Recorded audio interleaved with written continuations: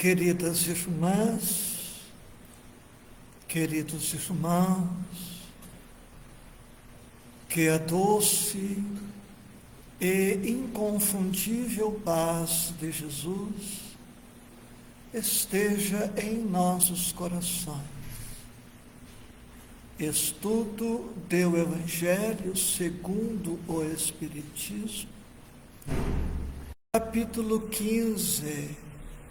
Fora da caridade não há salvação. Peço permissão para repetir que este capítulo contém 5 tópicos, a saber, o que é preciso para ser salvo, parábola do bom samaritano, o maior mandamento, a caridade segundo São Paulo, fora da igreja não há salvação, fora da verdade não há salvação, e por fim, instruções dos Espíritos, fora da caridade não há salvação. Hoje, detemo-nos no 4º tópico, fora da igreja não há salvação, fora da verdade não há salvação, temas que encontramos nos números 8 e 9. Como vemos em todo o capítulo, nós, cristãos ou não, estamos diante de 3 alternativas, de 3 caminhos, de 3 possibilidades.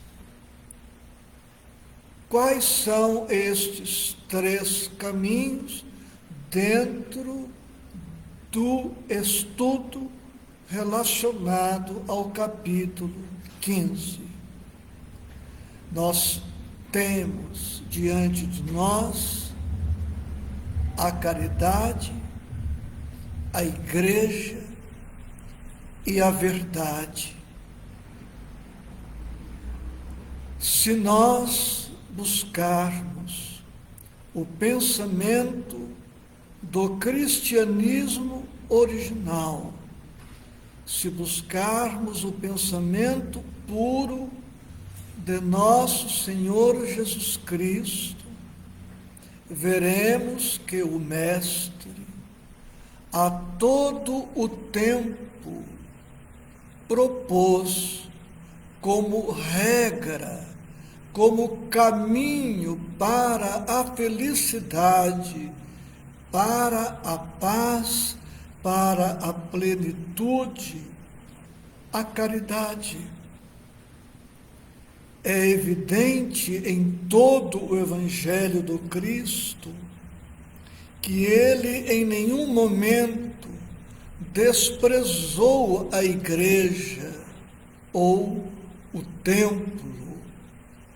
O Cristo também não desconsiderou a verdade, mas ele colocou sempre acima de todas as virtudes a caridade ou o amor.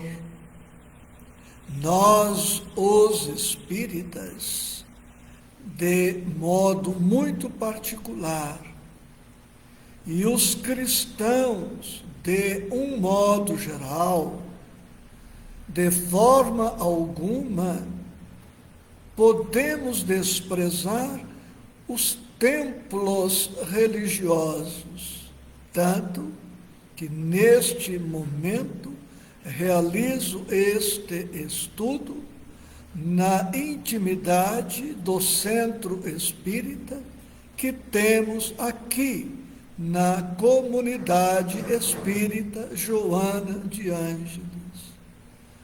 mas precisamos compreender que o templo, que a igreja ou que a religião somente tem sentido e cumpre a sua meta se levar-nos à prática efetiva, constante, perseverante da caridade. Religião sem caridade, templo sem caridade, fé sem caridade, dogma sem caridade, princípio filosófico sem caridade, podem ser muito atraentes, brilhantes até, no entanto, falharão pela base.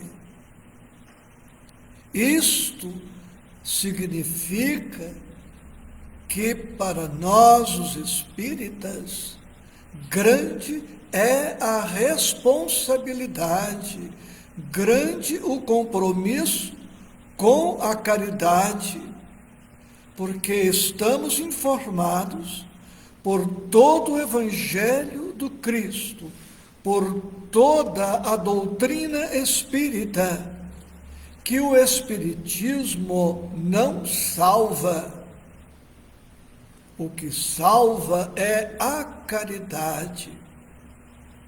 E nós, os espíritas, em particular, e os cristãos, de um modo geral, também não nos colocamos contra a verdade.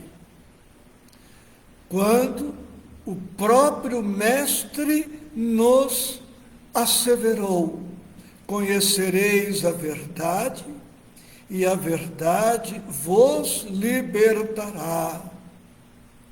Nós todos, independentemente da crença religiosa que tenhamos adotado, não podemos nos opor à verdade, não podemos nos opor ao esclarecimento, não podemos nos opor à luz do conhecimento, porque precisamos do conhecimento para atingirmos a sabedoria.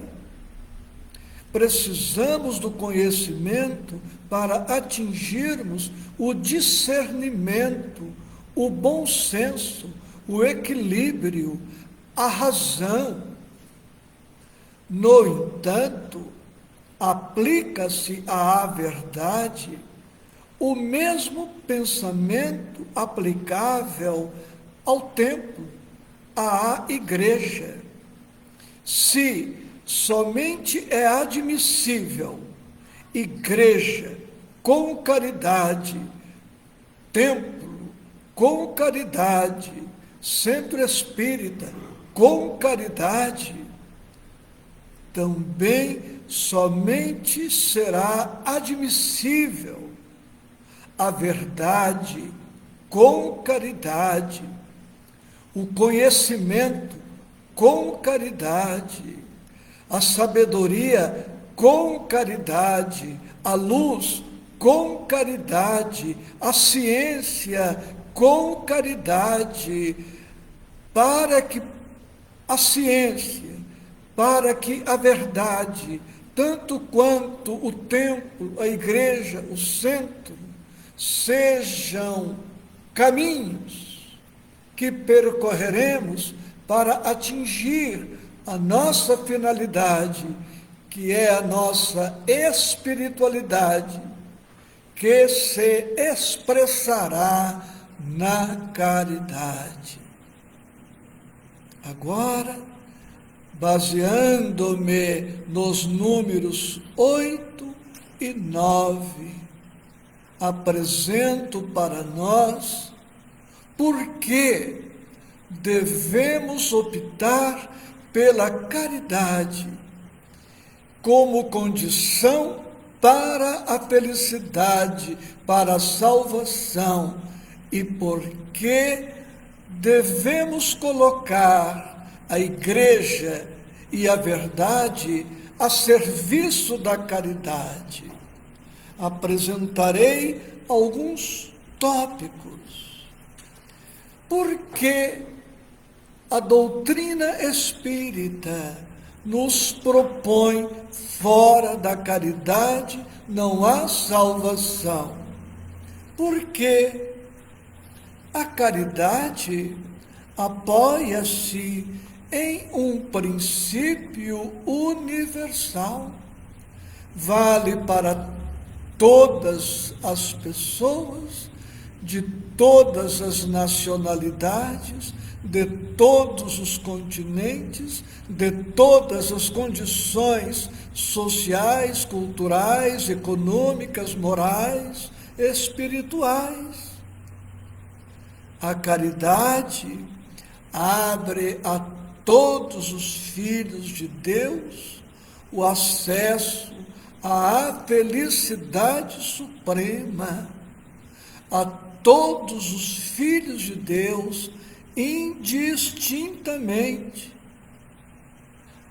A caridade apoia-se na fé fundamental em Deus e na imortalidade da alma, fé comum a todas as religiões. Não há religião no mundo que não esteja fundamentada na fé em Deus e na imortalidade da alma. Sendo assim, a caridade está ao alcance de todos. A caridade é a consagração do princípio de igualdade perante Deus. Igualdade é uma das leis morais. Para Deus, somos todos iguais, sem exceção, sem favoritismo, sem inclinação, sem privilégio. Deus não ama mais a uns que a outros, incluindo-se aí os espíritas. Nós, os espíritas, precisamos estar muito atentos a isto. A caridade, pois, contempla a todos, porque todos somos iguais perante Deus. A caridade é a consagração do princípio de liberdade de consciência. Liberdade, outro princípio básico. Deus não nos quer escravos. Deus não nos quer reféns.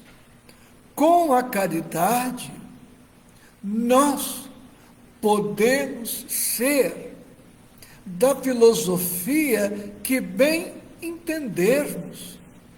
Poderemos adotar a religião que bem quisermos.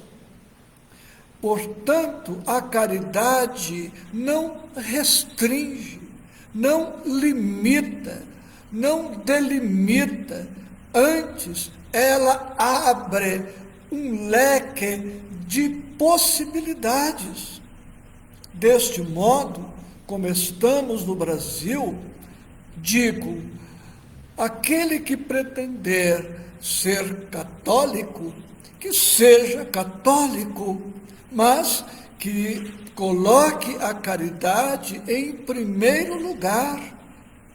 Aquele que optar por ser adepto das igrejas reformadas, sendo, portanto, um assim chamado protestante, que seja protestante, mas que coloque acima de tudo a caridade. Aquele que pretender ser espírita, que seja espírita, não porque o espiritismo há de salvá-lo, porque também ele, espírita, há de colocar a caridade acima de todos os princípios. E com isto, vemos a igualdade e a liberdade perante Deus. Porque se eu aqui dissesse, ou se a doutrina espírita dissesse que só o Espiritismo salva, nós estaríamos forçando, criando um regime de escravidão, de violência às consciências humanas. E em um planeta como o nosso, em que a maioria dos encarnados não é composta de cristãos, se disséssemos que somente os católicos, os evangélicos e os espíritas serão salvos, estaríamos condenando mais da metade da população mundial, onde a justiça divina, onde o amor de Deus nesta filosofia religiosa. Tendo a caridade como regra, todos os homens são irmãos, seja qual for sua maneira de adorar a Deus, eles se estendem as mãos e oram uns pelos outros. A caridade pode ser praticada por todos, incluindo-se agora os irmãos da Umbanda, da Quimbanda, do Candomblé, da Messiânica, da Sainte-Noyer. Os nossos irmãos muçulmanos estão livres para permanecerem vinculados à sua filosofia e praticarem a caridade, e nós nos tornamos iguais, livres, fraternos, irmãos uns dos outros. Por que não a proposta de fora da igreja não há salvação? Agora apresento alguns argumentos que demonstram a inadequação desta proposta, porque apoia-se sobre a fé especial em dogmas particulares. Esses dogmas são exclusivistas e absolutos.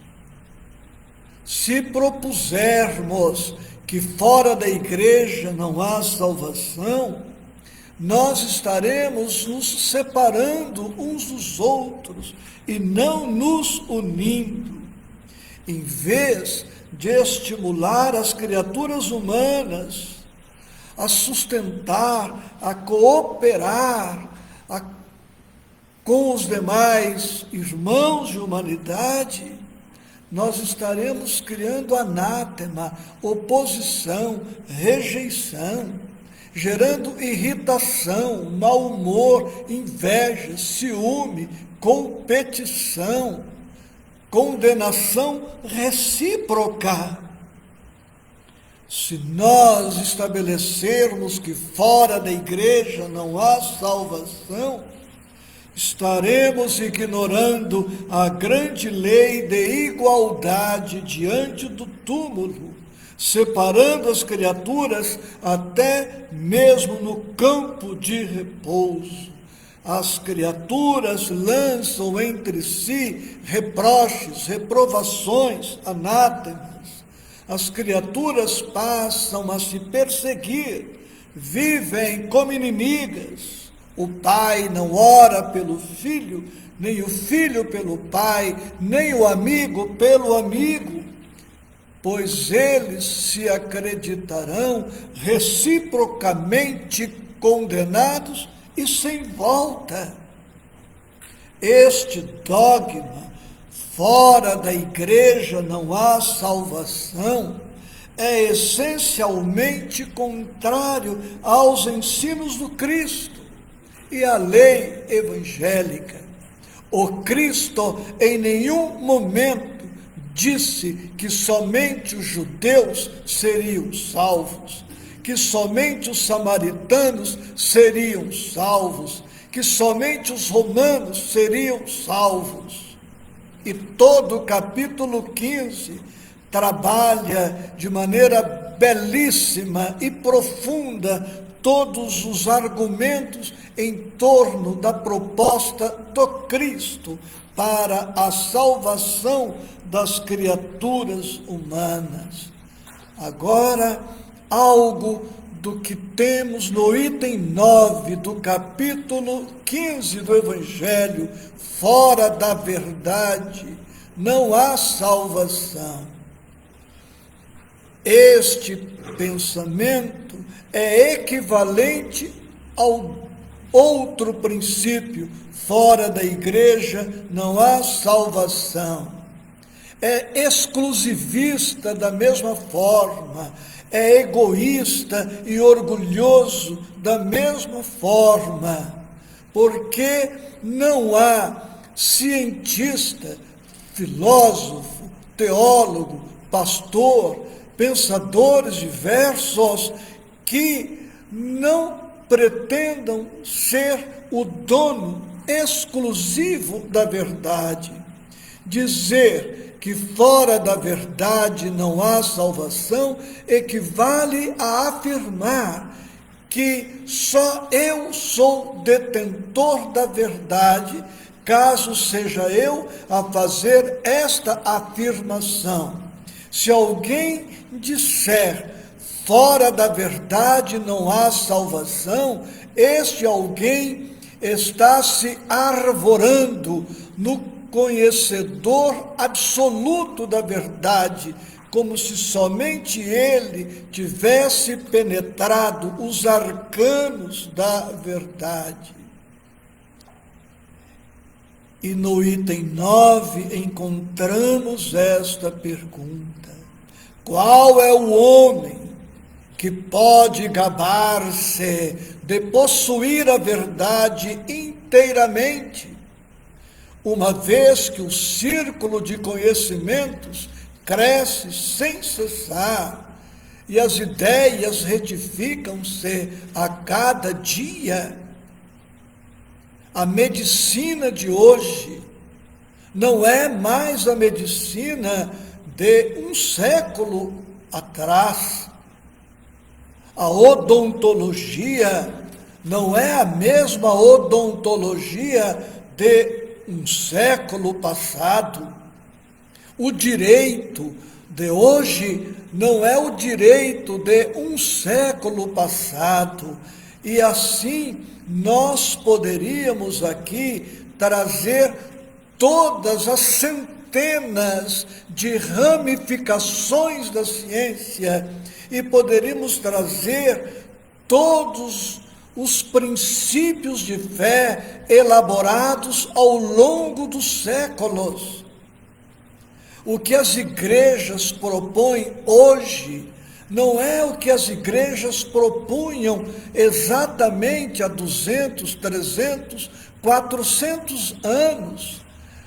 A teologia vem se modificando, a filosofia vem se atualizando, assim a psicologia, a psiquiatria, a medicina, a pedagogia, o direito, a matemática, a física, a química, a biologia, a astrofísica, nada permanece como está.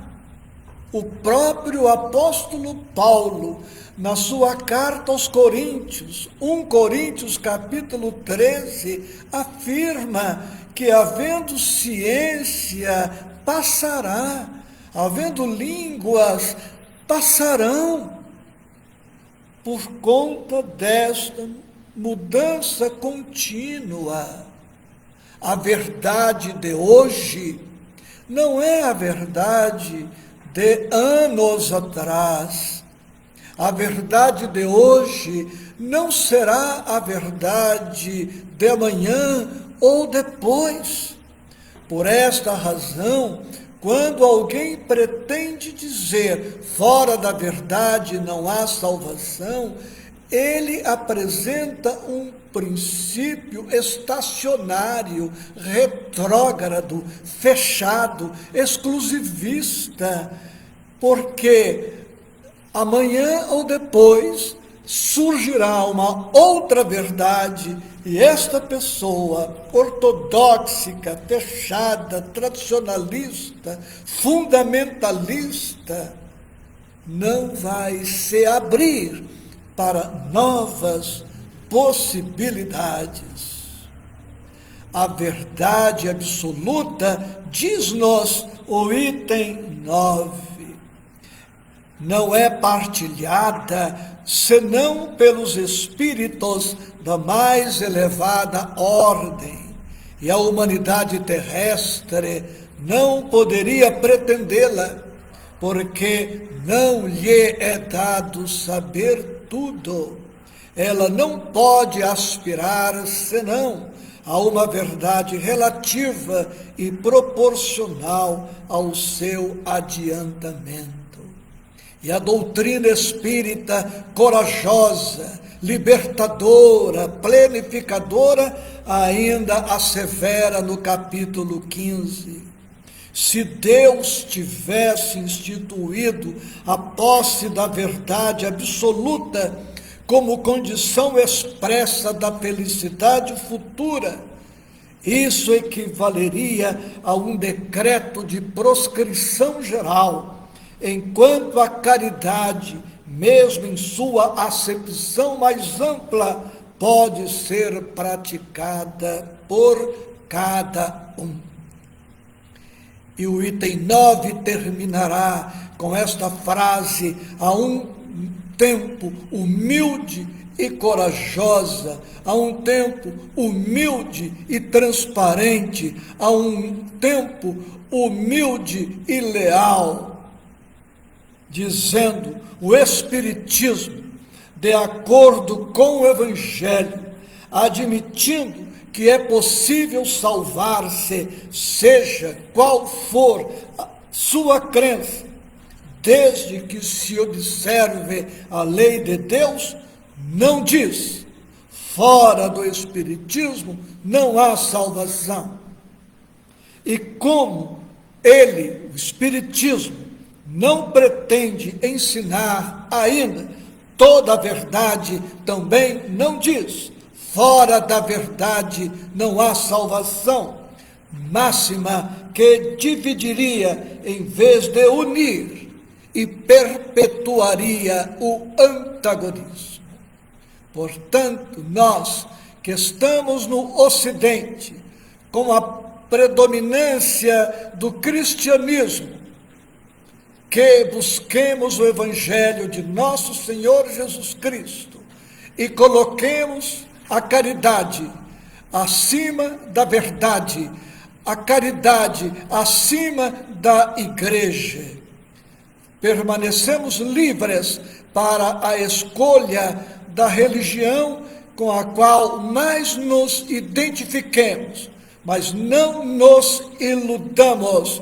O batismo não salva, a denominação da igreja que adotamos não salva, sacerdote não salva, pastor evangélico não salva, orador espírita não salva, médium não salva, guia não salva, santo não salva.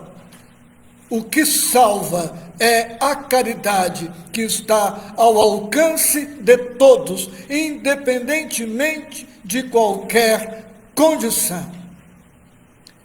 que nosso Senhor Jesus Cristo, a todos e sempre, nos abençoe.